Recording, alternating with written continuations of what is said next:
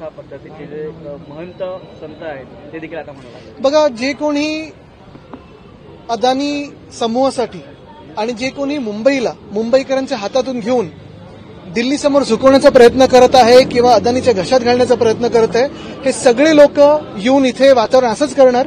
पण मुंबईकर ठामपणे मुंबईसोबतच राहणार। मुंबईकर हा शिवसेना उद्धव बाळासाहेब ठाकरे पक्षासोबत राहणार आणि मुंबईकर हा उद्धव बाळासाहेब ठाकरे या नावासोबत राहणार। सर, मोठी घटना घडलेली आहे मुंबईमध्ये। आज आंदोलन झालं, त्यानंतर जो अपघात आहे तो झालेला आहे। 3 महिला या अपघातात जखमी झाल्याचं म्हणणं आहे। महिला आणि थोडं ह्याच्यावर माहिती अजून येऊ द्या, मगच नंतर बोलू शकतो, कारण ही गंभीर गोष्ट आहे आणि ती लगेच त्याच्यावर काही वक्तव्य करण्यापेक्षा मला वाटतं थोडी माहिती अजून पुढे होत्या। उद्धव ठाकरे दौऱ्यावरती आहेत, स्वागत होते, पण दुसरीकडनं ते सत्ताधारी ते आरोप करतायत की जेव्हा मुख्यमंत्री होते तेव्हा जर दौरा केला असता तर जेव्हा उद्धव बाळासाहेब ठाकरे ही व्यक्ती, म्हणजे तुम्ही पाहिलं असेल 2019 ते 2022 ह्या काळात मुख्यमंत्री होती, तेव्हा उद्धव साहेबांनी सरकार बनल्या कोणाची मागणी न असता जे वचन होतं ते पूर्ण केलं।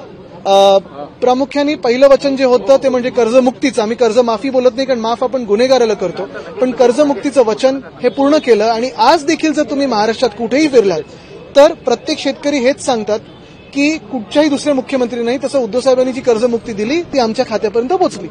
दुसरं म्हणजे त्यावेळी फिरण्याची गरजच नव्हती, कारण आम्ही जेव्हा कुठची आपत्ती महाराष्ट्रात येत होती तेव्हा त्या शेतकऱ्यांची मदत करत होतो। गेल्या 2.5-3 वर्षामध्ये आपण पाहिलं असेल, महाराष्ट्रात अनेक आपत्ती येऊन गेल्या, शेतकरी हैराण आहेत, त्रस्त आहेत, शेतकरी आत्महत्या वाढत चाललेल्या आहेत। मुख्यमंत्री नुसतं घराघरा फिरतात, घोषणाबाजी करतात, पण पुढे काही होत नाही। आता तर मुख्यमंत्री बिहारमध्ये प्रचार करताना त्यांनी खरं महाराष्ट्रात फिरायला पाहिजे होतं। महाराष्ट्राचे मुख्यमंत्री की कुठचे मुख्यमंत्री? प्रचार मंत्री आहेत का तुम्ही मुख्यमंत्री आहात, मुख्यमंत्री म्हणून काम करा। कधी मुख्यमंत्री निवडणूक आयोगासाठी उत्तरं देतात, कधी मुख्यमंत्री बिहारमध्ये जाऊन प्रचार करतात, कधी मुख्यमंत्री आमच्यावर आरोप करतात, टीका करतात, पण महाराष्ट्राच्या जनतेची जी कामं आहेत त्याच्यावर कधीच बोलत नाहीत। सर, पार्थ पवारचा एक मोठा जमीन जो गैरव्यवहार समोर आलेला आहे, कसं बघता याकडे? एक तर 3 गोष्टी त्यामध्ये आहे। स्टॅम्प ड्युटीची खूप मोठी होती, ती फक्त 500 रुपये आहे। सरकारी जमीन विकत घेऊ शकतो का, हा एक मोठा प्रश्न आहे। आणि त्याचबरोबर 1800 कोटीची जमीन 300 कोटीला विकत घेतलेली आहे। अजितदादांनी एक्सेप्ट केलेलं आहे की ते घर माझं नाही, पार्थ पवारांचं आहे। बघा, याच्यात 2 गोष्टी आहेत। एक, मी ऐकलं कुठच्या तरी रजिस्ट्रार की कोणाला तरी निलंबित केलेलं आहे। खरोखर तिथे हा विषय संपतो का? एका निलंबनावर हा विषय संपतो का? जर खरोखर एवढी मोठी गोष्ट असेल तर मी आता पहिले एक मानून चालतो की आहे की नाही हे सत्य लोकांसमोर आपल्याच माध्यमातून येत आहे, पण जर ही परिस्थिती सत्य असेल, हा घोटाळा सत्य असेल, खरा असेल, तर एका निलंबनावर हे चालतं का? तिथपर्यंतचा विषय सीमित आहे का? आणि दुसरी गोष्ट म्हणजे मला वाटतं आता भाजपचे जे मित्रपक्ष आहेत ह्यांना देखील कळलं असेल आणि भाजपच्या कार्यकर्त्यांना देखील कळलं असेल की भाजप स्वतःकडे घेतं आणि खरं आहे की नाही माहित नाही, पण बदनाम करून तर सोडून देतं। पण भाजपच्या कार्यकर्त्यांनी ज्यांनी ह्याच पक्षाच्या विरोधात आंदोलन केलं होतं, ज्यांनी ह्याच पक्षाच्या विरोधात लाठ्या खाल्ल्या होत्या, भ्रष्टाचार म्हणून आंदोलनं केली होती, आता मंत्री उपमुख्यमंत्री म्हणून त्यांच्या डोक्यावर ह्याने बसवलेलं भाजपनी। तर भाजपचे कार्यकर्ते नेमकी कोणासाठी प्रचार करतात? का आपलं जीवन पूर्ण असं एका राजकीय ह्याच्यात वाद नेतात? कारण त्यांना भाजप सत्तेत आणायचं असतं, पण भाजप सत्तेत येताना अशी लोक देखील भाजप सोबत घेतात, जे भ्रष्ट लोक आहेत त्यांना सोबत घेऊन हे करतं, काम करतं। एक साधी फाईल असते सामान्य माणसाची, तिला पुढे जायला 6-7 वर्ष लागतो, पण ही फाईल काही दिवसात म्हणजे शेतकऱ्यांना कर्जमुक्ती बोलतात पुढच्या जूनमध्ये देणार आणि एक फाईल लगेच 24 तासात हलते। 24 तास हे अंतर आहे ना 2 सरकारमध्ये। आपण पाहिलं असेल जे आता जे आरोप करतात की उद्धव साहेब फिरले नाहीत, हेच कारण आहे, कारण उद्धव साहेब जेव्हा आपण पाहिलं पूर्ण काळ जो मुख्यमंत्री होते, शेतकऱ्यांची मदत ही प्रामुख्याने करत होते। शहरी भाग असो किंवा ग्रामीण भाग असो, कोविडच्या काळात जी मदत झालेली आहे ती देखील लोकांसमोर आहे। मी चॅलेंज देतो आज फडणवीस साहेबांना की तुम्ही असं काय काम केलंय जी तुमची कर्जमुक्ती होती, जेवढे होर्डिंग्ज लावले तेवढा जरी पैसा तुम्ही शेतकऱ्यांच्या खात्यात टाकला असता ना तरी शेतकऱ्यांची आज आत्महत्या वाढल्या नसत्या। अजितदादांनी एक्सेप्ट केलेलं आहे की ह्या कसं काय याची माझा संबंध नाही, मी कोणतेही ऑर्डर दिले नाहीयेत आणि जे घर आहे ज्या कंपनीच्या नावावरती ते पार्थिव पवारांचं आहे, अजित पवारांचं नाही। मला वाटतं त्यात हे मुख्यमंत्री उपमुख्यमंत्री जे काही बोलतील त्यांच्यातलं जो करार आहे तो समोर येऊ दे। सर, निवडणुका जाहीर झाल्याच्या नंतर अनेक ठिकाणी येथे भाजपने प्रभारी म्हणून नेमण्यात आलेले आहेत, तर एकनाथ शिंदे ठाण्याला असताना आपण पाहिलं तर त्या ठिकाणी गणेश नाईकांना नेमण्यात आलेलं आहे। अनेक ठिकाणी असा जो संपूर्णपणे आहे ते केलेला आहे। आपण पाहिलं असेल तिथे आमचा देखील पक्ष जोरात काम करत आहे, गणेश नाईकजी देखील तसंच चांगलं काम करत आहेत। महत्वाची गोष्ट हीच आहे की आता भाजपच्या कार्यकर्त्यांनी विचार करायला पाहिजे की जे सोबत किंवा 2 साथीदार घेतलेत सगळे जगातले भ्रष्ट लोक हे भाजपचे एक तर मित्र पक्षात आहेत किंवा भाजपमध्ये आहेत, तर ह्यांच्यासाठीच भाजपचे कार्यकर्ते काम करतात का?